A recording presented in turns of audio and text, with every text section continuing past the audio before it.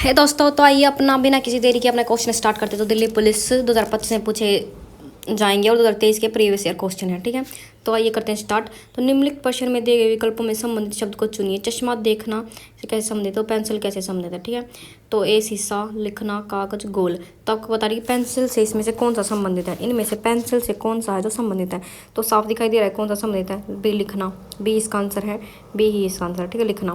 फिर अगला हमारा क्वेश्चन है निम्नलिखित में प्रश्न दिए गए विकल्पों में से संबंधित अक्षरों को चुनिए। ठीक है, तो फ्रॉम इससे कैसे संबंधित है, टीम से क्या संबंधित है। ठीक है, तो ए बी सी डी में से इसका आंसर क्या हो सकता है। ठीक है, आपको बताना है कि फ्रॉम फ्रॉम इससे संबंधित है, तो टीम इनमें से कौन से टीम किससे संबंधित आपको बताना है। ठीक है, कोडिंग डिकोडिंग का एक क्वेश्चन है, अच्छे से बताइए क्या इसका आंसर हो सकता है। दोनों का आंसर आपको कमेंट बॉक्स में देना। वैसे तो दोनों का आंसर मैंने दे ही दिया पहले ही, तो आपको बताना इनका आंसर क्या हो सकता है। बिल्कुल ईजी से ईजी क्वेश्चन है ये, कोई भी बता सकता है। जो भी तैयारी कर रहा है, जो तैयारी करने अभी बैठा भी हो, वो भी इसका आंसर बता सकता है। ठीक है, तो आइए हमारा अगला क्वेश्चन है, तीसरा नंबर हमारा क्वेश्चन है, प्रश्न में दिए गए विकल्पों में से संबंधित संख्या को चुनिए।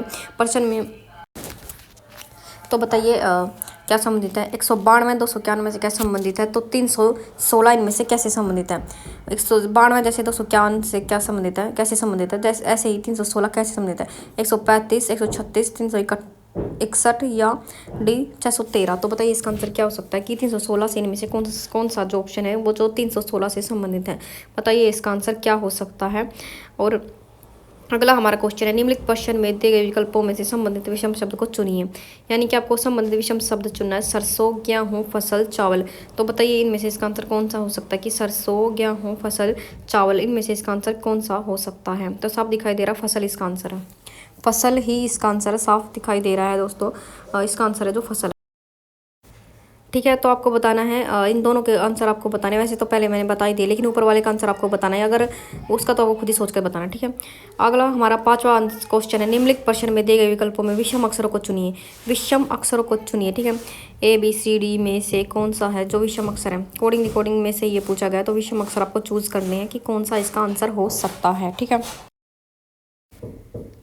तो अगला हमारा क्वेश्चन है निम्नलिखित प्रश्न में दिए गए विकल्पों में विषम संख्या को चुनिए। ठीक है, 9 23 से कैसे संबंधित है, 2 16 से कैसे संबंधित है, 4 14 से कैसे संबंधित है, 11 25 से कैसे संबंधित है। तो आपकी बताना है कि इनका आंसर क्या हो सकता है। ठीक है, दोनों का आंसर आपको कमेंट बॉक्स में बताना है, दोनों में ही विषम अक्षर को चूज करना है। ठीक है, बताइए इनमें से कौन सा इसका आंसर हो सकता है। दोनों के दोनों कॉपी में सॉल्व कीजिए, देखते हैं आपकी रीजनिंग कैसी है और कैसे आप 25 में से 25 लाएंगे। ठीक है, अगला हमारा क्वेश्चन निम्नलिखित प्रश्न में दिए गए विकल्पों में से विषम संख्या को के युग्म को चुनिए। ठीक है, इसमें विषम पूछा गया, तो आपको बताना है इसका आंसर क्या हो सकता है। ठीक है, ए 73 21 से कैसे संबंधित है, 56 30 से कैसे संबंधित है, 53 15 से कैसे संबंधित है, 22 6 से कैसे संबंधित है। इन दोस्तों इनमें से एक गलत आपको पता है, 3 बिल्कुल सेम पैटर्न को फॉलो कर रहे हैं, लेकिन एक गलत है। तो आपको एक गलत है, जो चाहे वो गलत है चाहे वो सही है, उस अलग को आपको चूज करना। ठीक है, बताइए उसका आंसर क्या हो सकता है। फिर आठवां हमारा क्वेश्चन है, अगला हमारा क्वेश्शन है दी गई आकृति में कितने त्रिभुज है। तो ये आकृति दी गई, इसमें कितने त्रिभुज है, तो आपको बताना है। सॉरी, ये 8 मतलब 8 लग गया, पता इसका क्वेश्चन आंसर 6 है।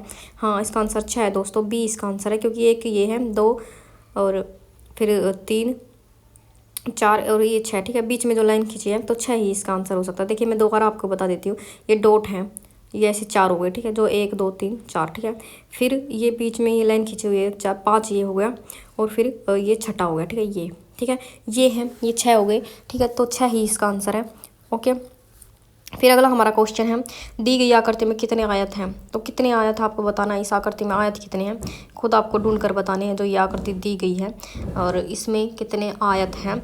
ठीक है, आपको आता होगा इनके, क्योंकि इनके कुछ रूल्स होते हैं, करने का अलग तरीका होता है, तो आपको वो आता ही होगा, आप बता देना। मुझे तो पता है इसमें आकृति में 8 9 10 11 इनमें से कितने आयत हैं इस आकृति में, जो इसका आंसर कौन सा इसका आंसर है जो ठीक है। 8 9 10 11, बताइए कौन सा आंसर इसका ठीक है। तो मेरे हिसाब से तो इनको ऐसे मैं तो ऐसे करके गिन लेती हूँ, पर फिर भी मेरा आंसर आ ही जाता है, क्योंकि आता है मुझे, तो मैं तो कर ही लूँगी। ठीक है, तो आप बताना आपका आंसर क्या हो सकता है। ठीक है, आप अपने तरीके से करते हो, मैं अपने तरीके से करती हूँ, मेरे तरीके अलग है, आपके तरीके अलग है। तो बताइए इसका, मेरे हिसाब से तो इसका आंसर 10 है, 10 ही इसका आंसर हो सकता है। आप बताइए आपका आंसर क्या आया है, आपकी कॉपी में सॉल्व करिए, बताना कि आपका आंसर आया क्या है, 10 आया है या 11 आया, 9 क्या आया है। ठीक है, कमेंट बॉक्स में जरूर बताना इसका आंसर क्या। ठीक है, मैं भी तो क्या पता, मेरा ही गलत हो आपका ठीक हो, कुछ भी हो सकता है। तो आइए हमारा जो अगला क्वेश्चन ये बनता है।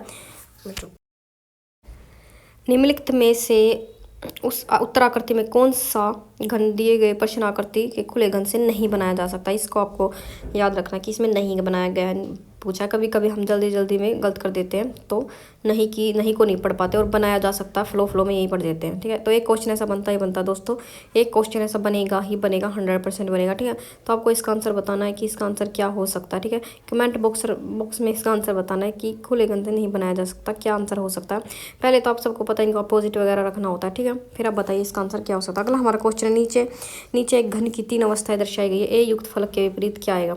जो ए है ना, ए, उसके विपरीत क्या आएगा। तो आपको बताना है कि जो इनमें से ए दिया गया है उसके अपोजिट क्या आने वाला है। तो ए बी सी डी में दिए गए हैं इसके F Z N B, A B C D ये ऑप्शन दिए गए हैं। तो आपको बताएं इनमें से इसका आंसर क्या हो सकता है और क्या होने वाला है। ठीक है, अच्छे से आपको बताना है। तो मेरे हिसाब से तो आप इनको कैसे करते हो ये तो मुझे पता नहीं, लेकिन मैं तो इनको इस तरीके से करती हूँ कि जो पहले जो दो उनमें अब जो सेम है, यानी कि सी है जो पहले और दूसरे पासे में सी है, तो इसको क्लॉकवाइज ऐसे रख लिया, सी बी ए, और दूसरे को सी जेड ए, तो ऐसे रख लिया। आप देखना क्लॉकवाइज ऐसे रख लेते हैं, तो आपको दिख रहा होगा कि ए फलक के विपरीत भी आया है। आपको इसमें दिखाई दे रहा होगा कि ए फलक के विपरीत भी आया है। तो मैं तो इनको ऐसे करती हूँ, आप देख लेना आप कैसे करते हैं, तो सोल्व करके बता देना। ठीक है, और अगला हमारा क्वेश्चन है, दी गई आकृति में उस उत्तराकृति को चुने जिसमें प्रश्न आकृति निहित है। ये क्वेश्चन भाई बनता है भाई, और ये मुश्किल भी आ जाएगा और बिल्कुल आसानी भी आ जाएगी, यानी कि आपको दिख भी जाएगी कि ये इसका आंसर, नहीं भी दिखेगी इतनी जल्दी कि क्या इसका आंसर हो सकता है। ठीक है, तो देखिए क्या है इसका आंसर। जो ये आकृति इनमें से जो 4 नीचे ये आकृतियाँ दी गई हैं, यानी कि जो ये आकृतियाँ ए बी सी डी, इनमें से किस में ये वाली आकृति निहित है। और ठीक है, बताना है आपको। ऐसे तो साफ दिखाई दे रहा है, बिल्कुल साफ दिखाई दे रहा है कि इसका आंसर क्या है।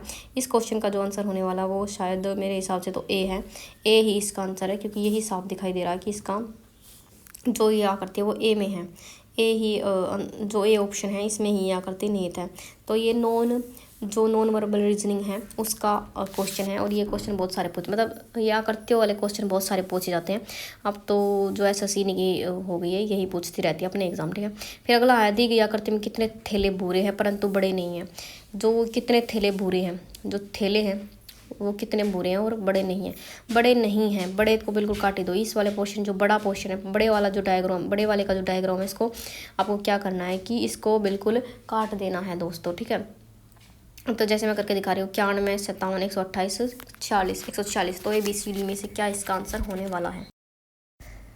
तो बताइए ABCD में से क्या इसका आंसर होने वाला आपको बताना है। ठीक है, तो ये जो बड़ा वाला है ना, इसको बिल्कुल काट दो, यानी कि इसको भूल जाओ, क्योंकि इसमें साफ दिखाई दिया कि परंतु बड़े नहीं हैं। तो बड़ा तो बिल्कुल है ही नहीं, लेकिन कितने थैले भूरे हैं, थैले भी होने चाहिए और भूरे भी होने चाहिए। तो इसका आंसर आपको साफ दिखाई दे रहा होगा, क्या 37 इसका आंसर है, क्योंकि वो थैले भी होने चाहिए और भूरे भी होने चाहिए। तो 37 इसका आंसर है, साफ दिखाई दे रहा है। ठीक है, तो आइए हमारा अगला क्वेश्चन कर देते हैं। निम्नलिखित विकल्पों में से वह शब्द चुनिए जो दिए गए शब्द के अक्षरों का प्रयोग करके बनाया जा सकता है। तो पेस्ट ये जो दिया गया है, इससे मतलब बनाया कौन सा शब्द बनाया जा सकता है।